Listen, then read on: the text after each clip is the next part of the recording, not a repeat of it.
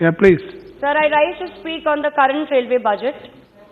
Indian Railways is the second largest transport in Asia. There are 13,453 passenger trains carrying 2.3 crore passengers and 9,141 freight trains carrying 30 lakh tons of goods plying through 7,349 stations daily. It is as per the government statistics. Such a huge system working in the country may be called as the lifeline of India. But, sir, it is a matter of great regret that the fare of railway tickets have increased at every budgetary proposal of the present government.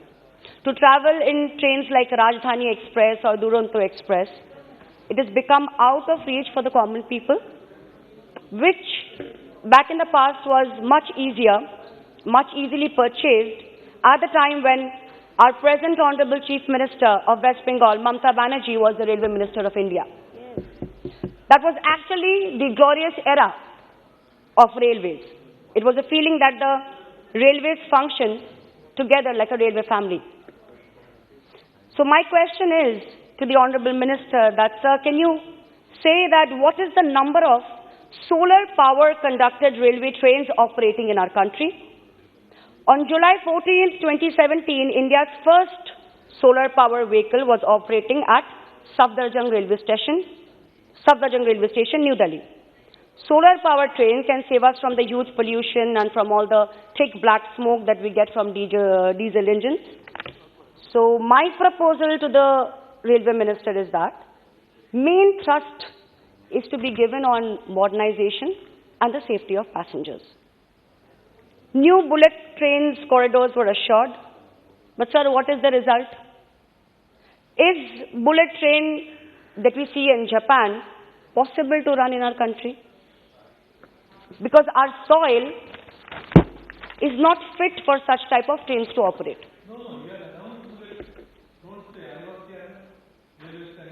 It was, sir. So basically, sir, the current government is misguiding the nation. First speed trains are being attempted to mark as bullet trains. Names of 7 corridors have been sanctioned, but no budgetary support has been allotted. Why is the nation being bluffed? You have already sold Air India. When is the Shubh Muhurat when you are going to sell Indian Railways? We also need to know that. Proposals for PPP models have already started, which is the beginning of this ultimate purpose. We need to increase the railway connectivity in bigger way with coal connectivity and port connectivity projects. So, sir, please tell us in your reply that what is your future plan to run the Indian Railways? Or is there a plan to sell it part by part to the private parties?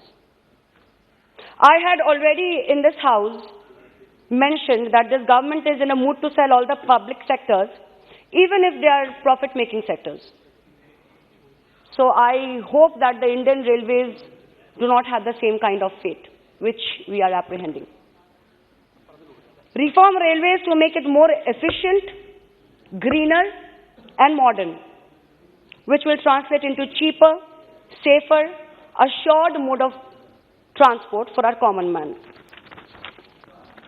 The trains are not running on time.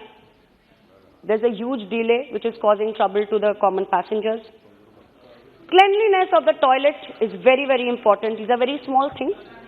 But in how many trains bio toilets have been set up by the railway compartments? I would also request my other fellow MP colleagues that with your sufficient money that we get from the MP funds, why can't we allot the same, a small amount of money to increase the seating arrangements in our respective constituencies? Here in Bengal, we MPs, we do that. I have done that. A lot of people have done that. These are very small matters, but matters of importance. Thus, sir, I would end with few other questions.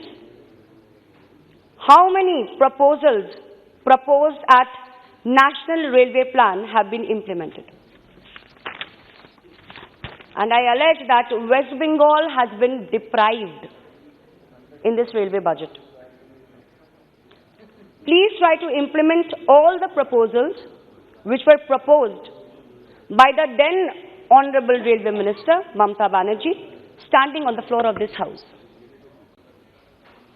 And last but not the least, I want to ask that how far it is true that 1 lakh Group D, including gangman, more than 30,000 Group C vacancies exist or they don't.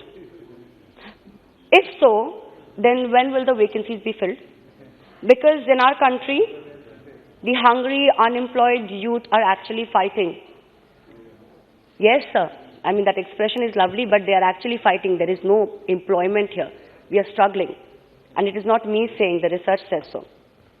So, with so much hunger in this country, what is your government doing about it? And coming back, humbly I would say that we are all in favor of the railways, and we want to see that it is being run smoothly, with comfort, with thinking of security for the people and for the passengers, at tolerable costs, so that everybody can avail. Thus, myself and my party does not support this budget. Thank you, sir.